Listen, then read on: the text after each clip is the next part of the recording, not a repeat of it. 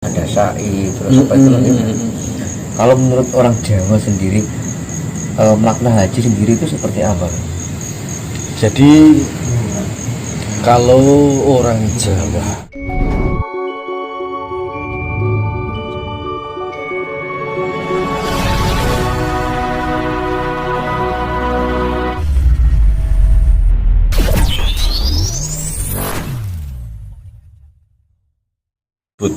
wong Jawa biyen iku ngerti purwaning dumadi kok, Mas. Nggih. No. Jadi sebelum ajaran Rasul itu berkembang di bumi Jawa, kita itu sudah mbah-mbah kita itu sudah paham dengan jagat iki ana sing nyipta, maka disebut sang kawitan ya Gusti Maha Tunggal, ya Hyang Widi. Ngoten. Muran yang ini Asmaul Husna itu ya asmane Allah iki sak pirang-pirang toh disebutke ning kono kuwi. Ngoten. Dadi kapitayane wong Jawa ya wis luhur, terus ditambah ajaran Rasulullah kop. Ngoten. Tapi Jawa duwe budaya dhewe, Mas. Ngoten. Duwe budaya dhewe, duwe tata cara dhewe. Ngoten. Dan tata cara Jawa itu yang bisa bersinergi dengan kehidupan alam serta lingkungan. Ngoten lho.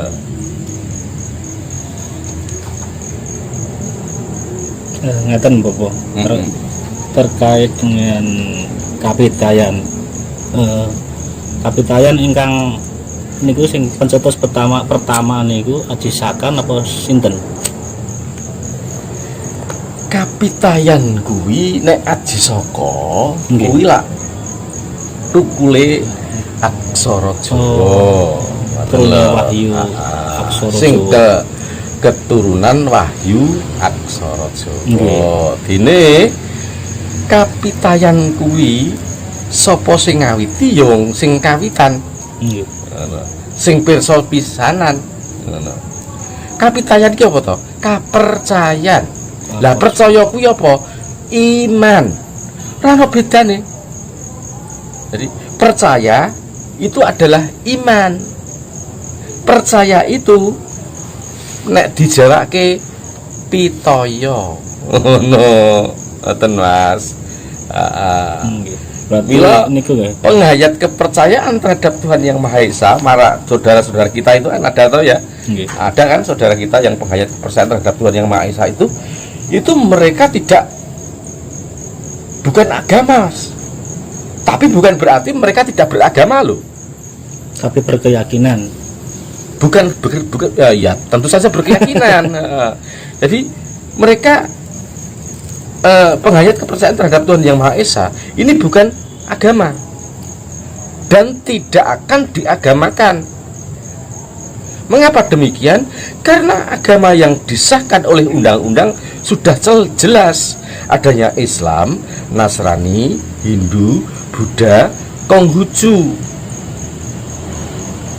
Jadi orang-orang penghayat itu ada yang Islam, ada yang Konghucu, ada yang Buddha, begitu. Jadi dengan berkumpul itu mereka semakin mempertebal keimanannya, memperkuat kepercayaannya. Ngoten. Ora kok butuh api-apian, mboten. Jadi di penghayat itu tujuannya adalah kumpul bermufakat musyawarah untuk kemaslahatan umat, ketentraman manusia. Ra ono jengkeran kowe iki elek, kowe iki salah ndak gitu. Di penghayat itu rukun. Itu juga ada Nasrani, ada Buddha. Banyak teman-teman saya yang kepercayaan itu, dan saya pernah juga masuk di dalamnya. Ternyata juga agamanya ono sing Kristen, ono sing Hindu, dan dalam setiap saat mereka bersarasean. Menurut saya seperti ini, menurut mereka seperti ini, dan mereka saling menjaga agamamu, agamaku, agamamu, agamaku, agamaku. Jadi penghayat kepercayaan terhadap Tuhan Yang Maha Esa itu mempererat tali silaturahmi atau memperkuat jalinan kasih sesama umat beragama. Makanya tadi saya sebutkan, penghayat kepercayaan terhadap Tuhan Yang Maha Esa itu bukan agama dan tidak akan diagamakan. Bukan berarti mereka tidak beragama. Itu. Karena agama sudah sah.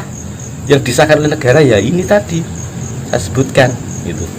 Jadi mereka semua beragama sesuai dengan KTP-nya masing-masing.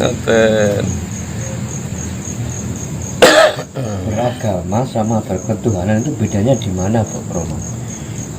Kalau agama itu golongan, kalau berketuhanan kepribadian menurut saya. Kita sekarang agamamu apa? Pak Edi agamamu apa? Rama Edi agamamu, aku Islam. Nur agamamu apa? Buddha lah. Golongan kan? Aku golongan Islam, kono dulurku mau. Tapi keyakinan kita sama kepada Allah Subhanahu wa taala. Saya selamanya belum pernah tahu yang bagaimana bentuk Nur Muhammad. Saya belum pernah tahu bagaimana bentuk Allah Subhanahu wa taala. Begitu pula dengan mereka yang mereka belum pernah bertemu dengan dewanya. Mereka juga tidak akan pernah tahu bagaimana bentuknya dewa.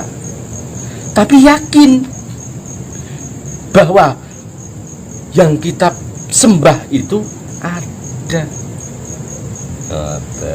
Tak lain adalah yang menguasai jagat seisinya. Seharusnya manusia hidup di dunia ini lebih fokus beragama atau yang berketuhanan, Bro? Kalau saya fokusnya berketuhanan. Karena kalau kita hanya beragama, apa gunanya kita mempunyai bangunan megah tapi tanpa penghuni? Jadi ibarat agama itu rumah, ketuhanan itu adalah ruh atau isinya. Kita berdebat tentang agama, kita berdebat dengan surga serta neraka yang belum tentu kita tahu kebenarannya. Kita tidak pernah mencari di mana letak Allah, letak Tuhan kita. Nah, ketika kita balik petuk neraka, petuk swarga, mongko ora ketemu Allah terus dadi wong piye ora? Umpamane aku dolan ning sampean, tujuanku omahmu suwung ora? Piye? Mergo sing tak ugungi mung ya Allah, bangunane omahe kuwi apike ngono tok. Iya ta? Nggih. Lah aku mlebu ning omahe ra ana wonge ora. Aja kok terus muni, ora ana wonge tak nggoni dhewe. Aku jenenge jawaban ngawur kuwi.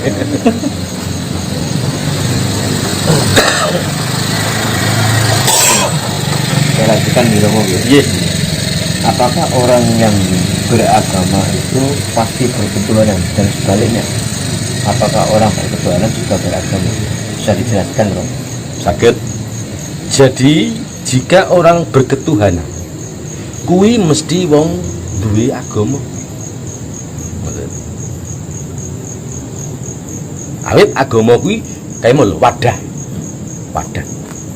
Jadi si A beragama, yakin bahwasanya Allah itu ada, tapi dia senang kumpul dengan umat yang Hindu, menjadilah mereka umat Hindu. Saya yakin Allah SWT itu ada, tapi saya senang kumpul dengan kaum Islam. Mula aku gawe KTP Islam, kumpulku ya karo wong wong Islam. Tapi nek beragama belum tentu bertuhan. Kenapa? Akeh to akune Kristen ning pojoke gereja ora tau roh. Ngoten niku. Nah, itu. Nah, ini terkait dengan haji. Oke. Kalau menurut orang syariat, haji itu kan kita berangkat ke Mekah, akhirnya melakukan apa yang diatur dalam syariat kan. Orang haji itu harus seperti ini kan, dan menjalankan aturan yang ada di Mekah, ada sa'i terus apa itu. Kalau menurut orang Jawa sendiri, makna haji sendiri itu seperti apa? Jadi kalau orang Jawa berangkat ke Mekah Al-Mukarramah, terlepas dari tatanan syar'i, lempar jumroh, to'af dan lain-lainnya ya, karena ini adalah aturan tatanan yang ada diterapkan oleh aturan di sana. Saya garis bawahi tentang kaji saja, bahwasanya orang haji itu semata-mata ingin meluhurkan leluhurnya sebagai ungkapan rasa terima kasih karena dia sudah mendapatkan pencerahan. Leluhurnya siapa? Tak lain adalah para nabi yang ada di sana. Tak lain adalah para nabi yang ada di sana, terutama Rasulullah Muhammad sallallahu alaihi wasallam. Dengan berdoa di sana mungkin akan lebih khusyuk, akan lebih mantap. Dan kaji kuwi TKT mung siji, tidak neko-neko ora mandeng werna-werna. Nawaituku berangkat ning Mekah Al-Mukarramah krana Allah Ta'ala. Dene nek ana kesisipan sing werna-werna kuwi sesa-sesa sing lakoni, mergo ora kurang lho sing manut dongeng lan critane sing tekan kono ki jebul werna-werna jalukane. Malah ana kok sing kapan jenengan badhe umroh, aku dina iki ape umroh, tulung aku ki titip engko dongakno ning kono, anakku bendang payu rabi, tokoku bendang apa rame, ini ya ana lho ya. Nah, ini sudah menyimpang apa wis siji karepe ngono Mas. Iya. Ini gini Bu Romo, sebelum ada ajaran impor yang masuk ke Nusantara, orang Jawa kan sudah punya kepercayaan yang dinamakan kapitayan gitu. Nah, jadi istilah haji itu ada setelah ajaran impor datang ke Nusantara. Jadi ada istilah haji. Sebelum ajaran impor itu masuk, hajinya orang Jawa dulu itu seperti apa, Prof? Makna dari haji sendiri itu kalau menurut Jawa itu bagaimana? Nah, seperti tadi sebenarnya saya sudah sampaikan. Nek wong Jawa kaji ki TKT mung siji. Jadi mung mangkat krana Allah. Mukti utawa mati. Nah, kajine wong Jawa ngeluwang, Mas. Ngeluwang. Napa niku, Ora? Ngeluwang iku gawe kuburan kanggo awake dhewe, kadang-kadang juga dina renteng, Selasa Kliwon, Rebo Legi, Kemis Pahing, ki nek dijumlah 40. Ki nek ngluwang ning kur dadine 40 dina. Dadi nek mukti ya mukti, tegese uripe ora kok terus mukti itu dalam arti kata bukan setelah dikubur hidup menjadi kaya, bukan seperti itu. Mukti itu artinya sehat walafiat tanpa satupun apa. Nek mati ya mati. Nah itu. Jadi ngeluang. Mulane kaji TKT mung siji. Nyawiji ana asal usul kahananing badanira. Asal bumi suci bali nyang bumi suci, asal angin suci bali ning angin suci, asal geni suci bali ning geni suci, asal banyu suci bali nyang banyu suci. Pangeran kanggo gawan sing dikarepne pangeran iki Allah Subhanahu wa ta'ala.